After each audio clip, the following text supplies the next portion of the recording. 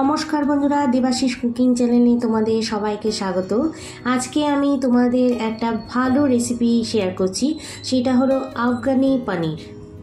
তো এখানে প্রথমে টুকরো টুকরো করে পনির কেটে রেখেছিলাম। তার মধ্যে আমি দিয়ে দিলাম আদা রসুন পেস্ট, একটু কাশ্মীরি লঙ্কার গুঁড়ো, একটু গোলমরিচের গুঁড়ো আর একটুখানি লবণ দিয়ে ভালো করে এটা মেখে নিয়ে আধা ঘন্টা এটাকে আমি ঢেকে রাখবো। ততক্ষণে আমি আর একটা পেস্ট বানিয়ে রাখবো। এবার আমি একটা প্যানের মধ্যে তেল দিয়ে দিলাম। তেল দেওয়ার পরে আমি এর মধ্যে পেঁয়াজ কুচি,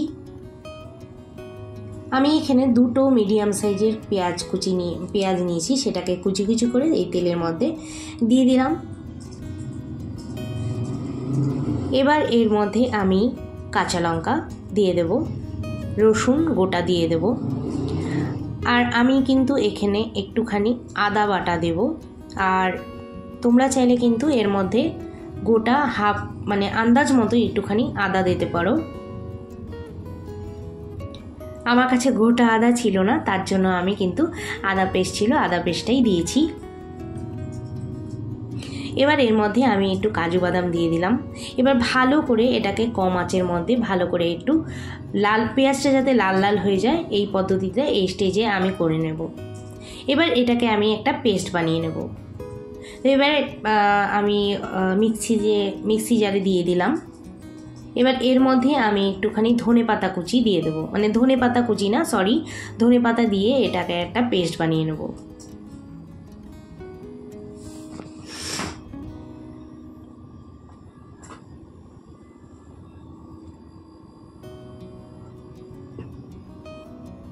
দেখো, আমি কিন্তু একটা পেস্ট বানিয়ে নিয়েছি। আমি এখানে আর একটা পেস্ট বানিয়ে নেব। একটা পাত্রে আমি একটুখানি দই নিয়ে তার মধ্যে হলুদ গুঁড়ো, ধনে গুঁড়ো আর একটুখানি জিরে গুঁড়ো দিলাম, হাফ চামচের জিরে গুঁড়োটা বেশি দিইনি, আর একটুখানি লবণ দিয়ে ভালো করে ফেটিয়ে আমি একটা পেস্ট বানিয়ে সাইডে রেখে দিলাম।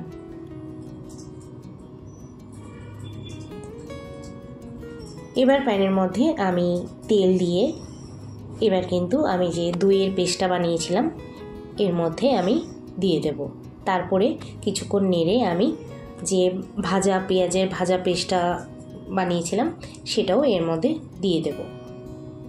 আমি এবার পনিরগুলো যে আধা ঘন্টা ছেড়ে দিয়েছিলাম মেখে, সেই পনিরগুলো ভেজে ভেজে আমি তুলে রাখবো।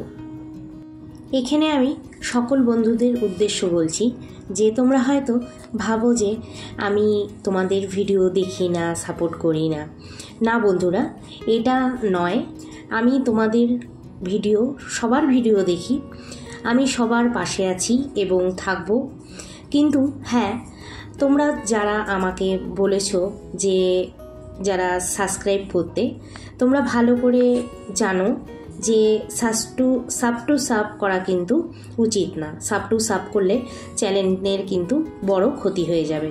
তোমারও ক্ষতি হবে, আমারও ক্ষতি হবে। বন্ধুরা, তোমরা মনে কিছু করো না, আমি সকলের পাশে আছি আর সবসময় পাশে থাকবো। আমার রেসিপিগুলা যারা দেখো, কমেন্ট করছো, তাদের অসংখ্য ধন্যবাদ জানাচ্ছি আমি। আর তোমাদের কিন্তু সবারই আমি ভিডিওগুলো দেখি, টাইম পেলে দেখি। আমার অনেক সময় টাইম হয় না। আমার যদি টাইম না হয় তাহলে আমার বরমশাই দেখে, কমেন্টও করে, কিন্তু আমার একটু টাফ পড়ে যায়। কারণ হচ্ছে আমি কিন্তু কাজ করি, জবে যাই, তারপরে আবার এসে বাড়িতে কাজ করে। আমার দুটো চ্যানেল আছে, দুটো চ্যানেলে আবার আমাকে ভয়েস দিতে হয়, এডিট করতে হয়। কিন্তু আমি অনেক ট্রাই করি তোমাদের রেসিপিগুলো দেখার চেষ্টা করি, তোমাদের সাপোর্ট করার।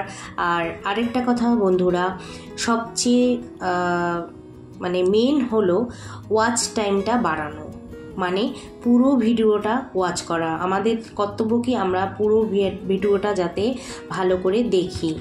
তোমাদের বা আমার ওয়াচ টাইমটা কিন্তু যদি বাড়ে, তাহলে কিন্তু ওয়াচ টাইম আর ভিডিওটা ভিডিওস দেখে, ভিউটা যদি বাড়ে, সাবস্ক্রাইবটা কিন্তু অটোমেটিকভাবেই বেড়ে যাবে। সাবস্ক্রাইবের কথা চিন্তা করতে হবে না। আমি যে টেক ভিডিও থেকে দেখেছি, যা শিখেছি, ওরাও বলে যে ওয়াচ টাইমটা কিন্তু মেন, ভিউটা মেন, অটোমেটিকভাবে সাবস্ক্রাইবটা চলে আসে। তার জন্য